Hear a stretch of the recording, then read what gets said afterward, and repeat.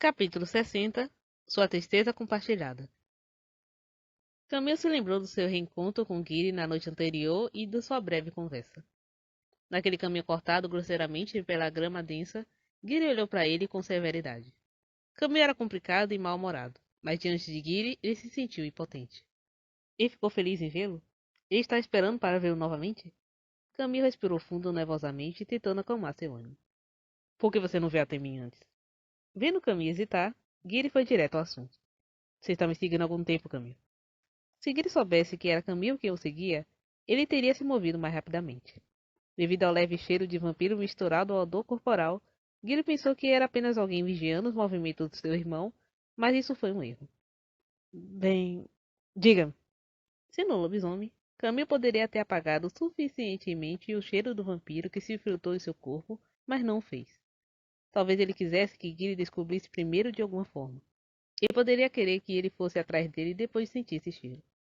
Estou preso no covil de um vampiro. Não tenho escolha a não ser estar com eles. Então venha rápido e salve a mim e aos nossos irmãos. Estou fingindo que ainda estou sofrendo a lavagem cerebral. Eu não posso escapar e sobreviver sozinho.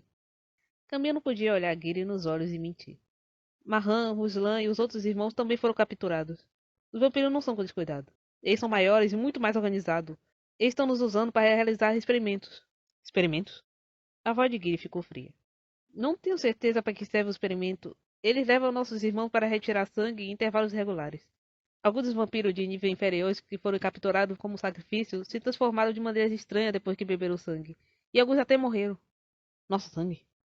Eles querem a vida eterna. Uma vida eterna ao sol. Basicamente, eles querem poder completo e total. Então nosso sangue lhe dá algum tipo de vantagem. O esperto Giri percebeu rapidamente o que estava acontecendo. Isso explicava por que eles atacaram a matilha de lobisomem, criando um caos desnecessário. No entanto, isso não significava que Giri aceitasse ou entendesse as ações do vampiro. Ou então porque eles sairiam por aí procurando sangue de lobisomem quando há tantos humanos como por aí. Quando Giri parou, Camille interveio e confirmou sua suspeita. Giri permaneceu em silêncio por um tempo. A última coisa que ele disse foi que seus irmãos estavam em perigo. Ele prometeu encontrar Camille mais tarde, embora Camille não tivesse certeza se o faria. Eu irei encontrar você, Camille. Eu vou te encontrar. Camille afastou os pensamentos da sua mente enquanto afastava uma pequena pedra que havia rolado em direção aos seus pés. Como as coisas chegaram a esse ponto? Eles já tiveram vidas felizes e aconchegantes na estepe de Mahaba. Eles eram família e verdadeiros irmãos. A escolha poderia ter continuado assim, mas tudo estava arruinado. Camille se perguntou o que Giri tinha em mente naquele momento. Se ele ainda fosse o Giri que conhecia, estaria tentando bolar um plano para resgatar ele e seus irmãos. Ele ainda era um alfa e guerreiro capaz. Havia Luca e Luz também, mas embora Camille dissesse que nunca mais confiaria em Giri, ele ainda tinha esperança nele. Socorro! Me ajude, por favor! Não muito longe, ele ouviu gritos agonizantes e atravessando a parede. O pesadelo estava começando de novo. Os lobisomens presos aqui tiveram que suportar ter seu sangue extraído continuamente, sendo alimentados e tudo levado a uma morte eventual e fútil. Como eles se tornariam imortais bebendo sangue de lobisomem? Era um absurdo. O Slan continuava desmaiando e era a função de Camille mantê-lo longe da linha de visão de Lara. Se ela descobrisse que Ruslan havia ficado fraco, mesmo que só um pouquinho, ele seria levado direto a seu covil secreto, o laboratório de Cronhelm Farmacêutico. Lá, os lobisomens inúteis eram descartados como lixo. Ao som aterrorizante, Camille fechou os olhos e estava prestes a abrir novamente quando sentiu uma presença silenciosa atrás dele. Camille. Sua voz seca, desprovida de qualquer emoção, fez Camille se virar e abaixar a cabeça. Camille se virou ao tempo de ver Lara agarrar seu queixo. Seus profundos olhos turquesa, como um período dos sonhadores, contemplaram seu rosto sem vida. Você tem olhos claros, disse ela. Seus olhos, que antes estavam turvos, de repente recuperaram a cor. A boca de Camille estava seca como um deserto, e ele pensou que ter sentido sua língua estalar. Ele tentou acalmar os nervos o melhor que pôde e não desviou o olhar. Lara acabou perdendo o interesse e soltou. Ela então sentou-se de lado. Como sempre, Lara cheirava sangue. Lobisomem se move em grupo, mesmo em batalha, seguindo as ordens do seu alfa, certo? Camille fez uma pausa nessa pergunta estranha e comum, mas respondeu imediatamente. Isso mesmo. Então você é isso, um alfa. As mãos de Camille tremeram por um momento com esse comentário. Ele não conseguiu reagir surpreso ou com medo. Isso não seria diferente de implorar aos vampiros que cortassem sua garganta. Eu preciso que você vá até eles. Eu vou te dar uma poção.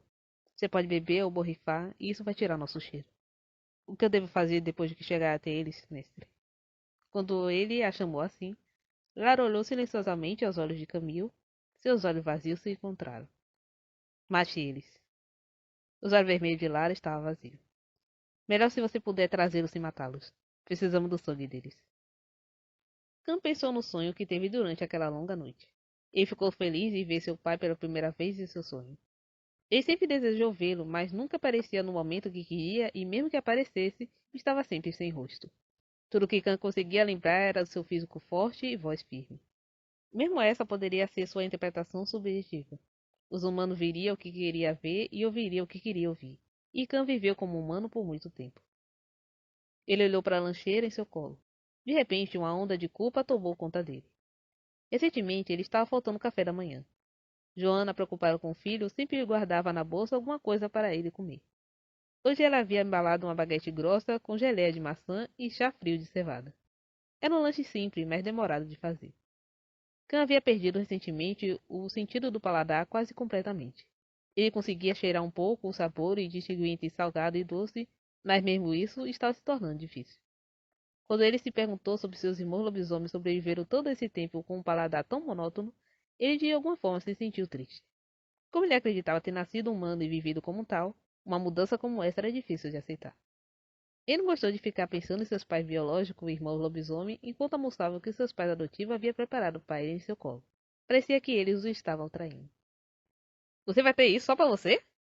Luca apareceu na linha de visão de Khan com o rosto virado de cabeça para baixo. Ele descaradamente arrancou o pão de Khan, deu uma mordida e assinou com a cabeça como um ser humano de verdade seria capaz de provar. Tá uma delícia. Luca. Ah, então você sabe meu nome? Você sempre me ignora quando nos encontramos, então me perguntei se talvez eu fosse invisível. Luca brincou enquanto apreciava casualmente a comida. Khan observou como a boca de Luca mastigava o pão. O que você tá olhando? Você nunca viu ninguém comer antes? Isso é bom. Contanto que não seja um alimento básico da dieta humana, podemos ter um pouco, certo? Não somos nada parecido com aqueles vampiros bastardos. A hostilidade de Luca era implacável. Khan enrijeceu um pouco quando mencionou a palavra vampiro. Em resposta, Luca olhou para o céu e riu alto. Por que você está tão surpreso? Você sempre soube. Ele estava certo, Khan sabia. Mas foi apenas um palpite, um instinto. Então por que você fingiu que não? Khan perguntou. Porque é divertido brincar de humanos e ver você se misturar. Por mais que Luca fosse uma pessoa livre e disciplinada, ele também era implacável na escolha das palavras. Ele as disse de brincadeira, mas sabia exatamente que efeito cada palavra que pronunciava teria.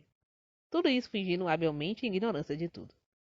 Quando a frieza apareceu nos olhos de Khan, Luca puxou a parte superior do corpo para trás, estendendo as mãos com desdém. Ei, é só uma brincadeira. Não me olhe desse jeito, é assustador. Por que você se aproximou de mim? Bem, só não achei que seria uma boa ideia ter você como inimigo. Em primeiro lugar, eles nunca foram feitos para ser inimigo. Eu soube imediatamente que você era diferente.